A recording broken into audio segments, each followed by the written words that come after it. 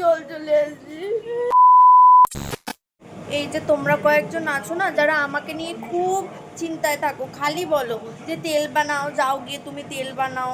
হ্যাঁ, তাদের জন্য বলবো আমার এত চিন্তা করার জন্য অসংখ্য ধন্যবাদ। এই দেখো, তেল কেন, আমি শ্যাম্পু দুটোই বানিয়ে ফেলেছি তোমাদের কথা অনুযায়ী। আমি এখন সকাল দুপুর রাত সব সময় তেল বানাই। আর আমি বলি তোমরা যতবার বলবে তার ডবল তেল যেন আমি বানিয়ে ফেলতে পারি। আমাকে নিয়ে এত কষ্ট করার জন্য, এত কষ্ট করে চিন্তা ভাবনা করার জন্য সত্যি আমার চোখে জল চলে আসছে। আমি না মাঝে মাঝে ভাবি তোমরা আমাকে নিয়ে এত কষ্ট করো, এত কমেন্ট করো যে যাও গিয়ে তেল বানাও, তুমি তেল বানাও, মানে যেটাকে বলে আমাকে নিয়ে একটু ট্রোল করতে আসো। তো আমার আলটিমেটলি ট্রোল তো হয় না, কারণ এটা আমার ভালোবাসা।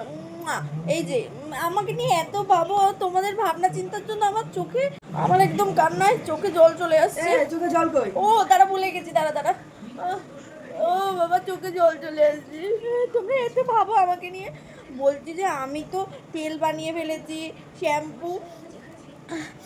তা তোমরা করছো তো অন্যের কমেন্ট বক্সে গিয়ে কাঠি মানে এই একটু যে যে যে প্রফেশনে আছে, মানে যে ধরো শাড়ির ব্যবসা করে তাকে গিয়ে বলছো যাও একটু শাড়ি দেখাও।